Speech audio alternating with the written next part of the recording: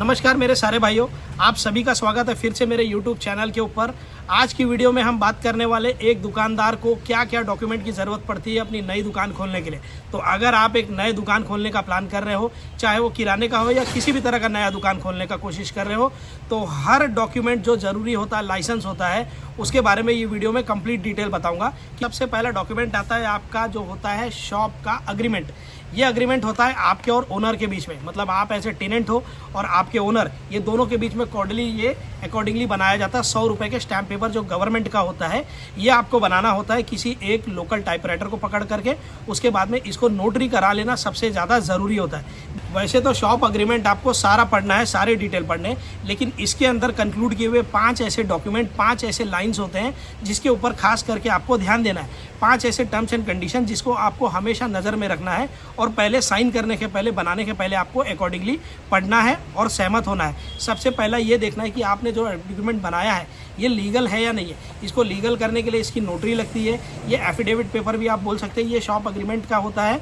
ये बनाना बहुत ज़रूरी है और इसका लीगल होना बहुत ज़रूरी है। अब ये ऑनलाइन भी अवेलेबल है, शॉप का डिटेल्स वहाँ पर भी मिल जाता है। सेकंड जो होता है वो आपको टर्म्स एंड कंडीशन में चेक करना है आपके और आपके ओनर के बीच में जो अग्रीमेंट साइन किया गया है वो कितने साल का है। कम से कम आप एज ए ओनर अगर आपसे बात करते हैं तो आप एज अ टेनेंट कम से कम 5 साल का आपका करार रखिए कि 5 साल के पहले मैं ये गाला खाली नहीं करूँगा। 5 साल का एग्रीमेंट आपका कम से कम होना चाहिए, क्योंकि अधिकतर क्या होता है पता है, 11 महीना या 22 महीना का जब आप अग्रीमेंट बनाते हो तो जब ओनर को पता चलता है कि आपकी दुकानें अच्छी से चल रही है तो वो टाइम पे दुकान वाले आपको आकर के या तो हटाने की कोशिश करेंगे या तो फिर आपको परेशान करेंगे आपका भाड़ा बढ़ाने के लिए। तो इसके लिए आपकी अग्रीमेंट के अंदर आपका टर्म्स एंड कंडीशन में कम से कम 5 साल का अग्रीमेंट पीरियड होना चाहिए।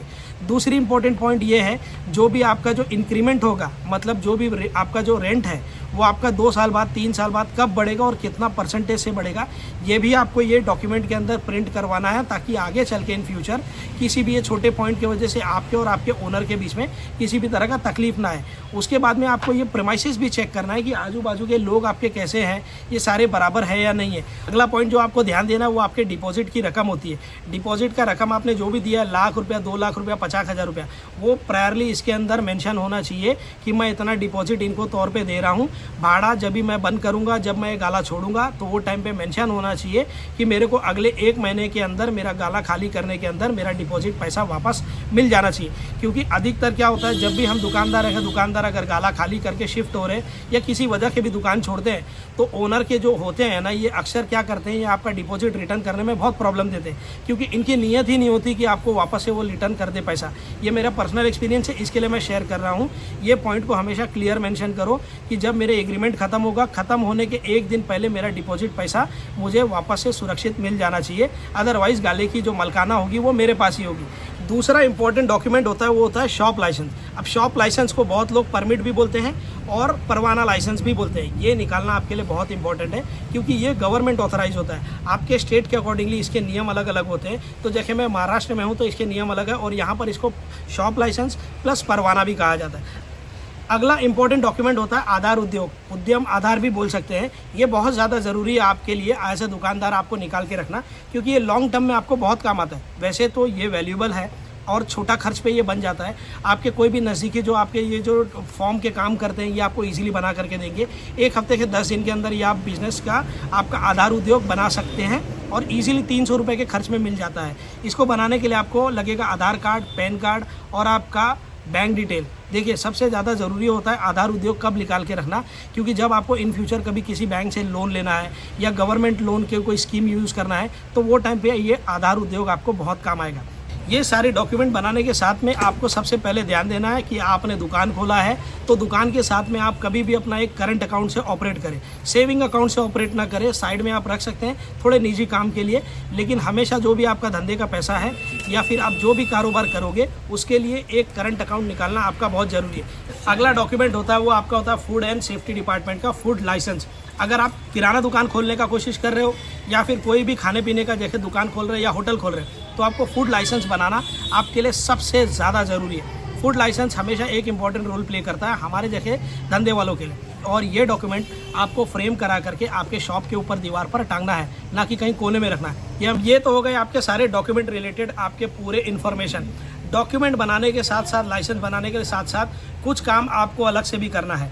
देखिए, सबसे पहले तो आपके दुकान के आसपास जो भी दुकान आपने फिक्स किया है लेने का, आसपास से आइए, दुकान की डिटेल निकालें, ओनर की डिटेल निकालें। हमेशा आपको ओनर के बारे में पता रहना चाहिए। और ख़ास करके ध्यान दें, ओनर का जो पैसे का जो सोर्स होता है, कमाने की कमाई जो होती है सोर्स, वो सिर्फ दुकान के ऊपर के जुड़ी नहीं रहना चाहिए। अगर वो दुकान के ऊपर के जुड़ी रहेगी तो ओनर आपको महीने में 2 बार 3 बार आके आपसे भाड़ा मांगेगा और एडवांस मांगेगा। ऐसे कर करके आपको हमेशा हैरान करेगा। और ऐसे टाइप के जो नेचर वाले जो ओनर होते हैं, ये आपको हमेशा भाड़ा बढ़ाने के लिए प्रेशर करते रहेंगे। इनके घर में कोई भी तरह का काम आएगा तो ये सबसे पहले आपको दुकान के ऊपर आकर बोलेंगे कि 5,000 दो, 3,000 दो, मुझे ये काम है, अगले पगार में काट लेना, अगले रेंट में काट लेना। लेकिन वो कट्टा कभी नहीं है। आप बर्डन के अंदर, लोड के अंदर आ जाओगे, लेकिन होएगा नहीं। तो आपके ओनर का हमेशा स्टेटस चेक करना कि ओनर की जो कमाई का जरिया है वो कोई और भी तो नहीं है ना, कि सिर्फ डिपेंडेंसी आपके गाले के ऊपर ना हो। इसके साथ ही ये भी चेक करें कि किसी तरह का प्रॉब्लम तो नहीं है गाले के ऊपर। प्लस पहले का जो लाइट बिल है वो क्लियर है या नहीं है, क्योंकि जब से आज से लेने जा रहे हो लाइट बिल हमेशा चेक कर लेना कि लाइट बिल पहले का पेड है या नहीं है, क्योंकि प्रॉब्लम आती है। इसके बाद में आगे दुकान के बाहर पार्किंग के कोई इश्यूज़ तो नहीं है, गाड़ियाँ कोई दूसरे ला करके खड़ी कर रहा है, या ऐसे छोटे मोटे इश्यूज़ तो नहीं है। जितना प्रॉपर, जितना सलीके से काम होगा, ये सारा चीज़ें आपको चेक करना है दुकान खोलने के पहले। क्योंकि दुकान खोलने के बाद में अगर छोटी छोटी प्रॉब्लम आप ध्यान देने लगोगे तो आप दुकानदारी कब करोगे। इसके लिए शांतिपूर्वक दुकानदारी करने के लिए उसके पहले आपको ये सारी चीज़ें चेक करनी है। हर एक चीज़ें पैरामीटर चेक कर लेना। भले के 2 दिन 5 दिन दुकान लेट खोलना, लेकिन ये सारे चीज़ें, सारे इन्फॉर्मेशन चेक कर लेना। और किसी भी तरह का अगर सवाल हो तो कमेंट में मेंशन कर देना, मैं आपको रिप्लाई ज़रूर करूँगा। लास्ट में यही बोलूँगा भाई कि अभी तक अगर आपने चैनल सब्सक्राइब नहीं किया है तो जस्ट बनिया थिंग को सब्सक्राइब करो। मेरी इंस्टाग्राम आईडी भी जस्ट बनिया थिंग्स है, वहाँ भी मुझे फॉलो करो। मैं ऐसी सारी काम की डिटेल्स वाली वीडियो आपके लिए बनाता रहूँगा और आपके सेवा में हमेशा मौजूद रहूँगा।